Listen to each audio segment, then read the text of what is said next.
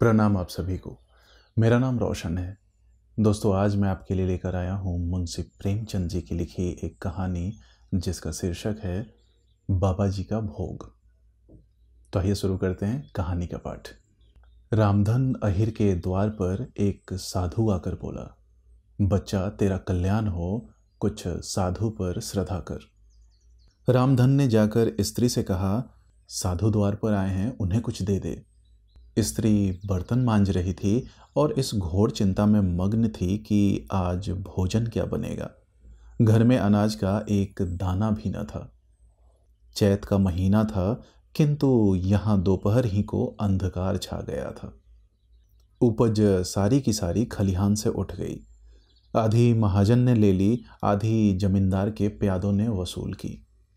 भूसा बेचा तो बैल के व्यापारी से गला छूटा, बस थोड़ी सी गांठ अपने हिस्से में आई, उसी को पीट पीट कर एक मन भर दाना निकाला था। दोस्तों, एक मन का मतलब औसतन 40 किलो होता है, लेकिन समय और काल के अनुसार ये कम भी हो सकता है। ये 20 किलो भी हो सकता है, ये 40 किलो भी हो सकता है। तो एक मन भर अनाज उनके पास बचा हुआ था। किसी तरह चैत का महीना पार हुआ। अब आगे क्या होगा? क्या बैल खाएंगे, क्या घर के प्राणी खाएंगे, यह ईश्वर ही जाने। पर द्वार पर साधु आ गया है, उसे निराश कैसे लौटाएं? अपने दिल में क्या कहेगा? स्त्री ने कहा, क्या दे दूं, कुछ तो रहा नहीं। रामधन, जा देख तो मटके में कुछ आटा वाटा मिल जाए तो ले आ। स्त्री ने कहा, मटके झाड़ पहुँच कर तो कल ही चूल्हा जला था, क्या उसमें बरकत होगी? रामधन ने कहा, तो मुझसे तो यह न कहा जाएगा कि बाबा घर में कुछ नहीं है, किसी के घर से मांग ला।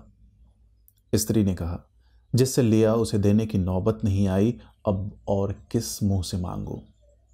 रामधन ने कहा, देवताओं के लिए कुछ अंगौआ निकाला है ना, वही ला दे आऊं। स्त्री ने कहा, देवताओं की पूजा कहाँ से होगी? रामधन ने कहा, देवता मांगने तो नहीं आते, समाई होगी करना, न समाई हो न करना, अर्थात सामर्थ्य हो तो करेंगे, वरना नहीं करेंगे। स्त्री ने कहा, अरे तो कुछ अंगौआ भी पंसेरी दो पंसेरी है, बहुत होगा तो आध सेर, इसके बाद क्या फिर कोई साधु न आएगा? उसे तो जवाब देना ही पड़ेगा। रामधन ने कहा, यह बला तो टलेगी, फिर देखी जाएगी। स्त्री झुंझलाकर उठी और एक छोटी सी हांडी उठा लाई, जिसमें मुश्किल से आध सेर आटा था। वह गेहूं का आटा बड़े यत्न से देवताओं के लिए रखा हुआ था।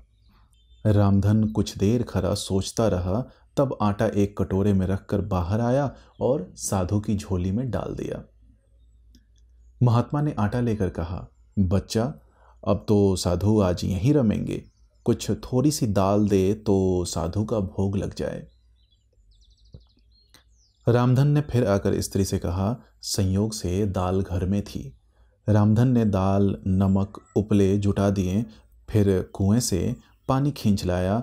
साधु ने बड़ी विधि से बाटियां बनाई, दाल पकाई और आलू झोली में से निकालकर भुर्ता बनाया।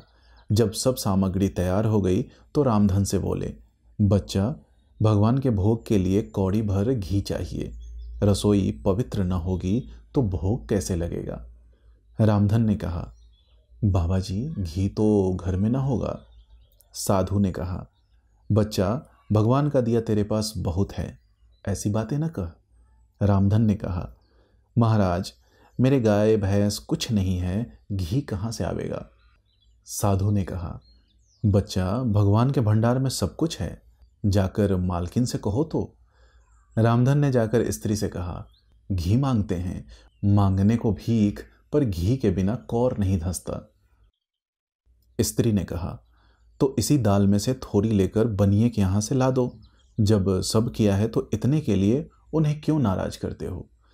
घी आ गया। साधु जी ने ठाकुर जी की पिंडी निकाली, घंटी बजाई और भोग लगाने बैठे। खूब तन कर खाया, फिर पेट पर हाथ फेरते हुए द्वार पर लेट गए।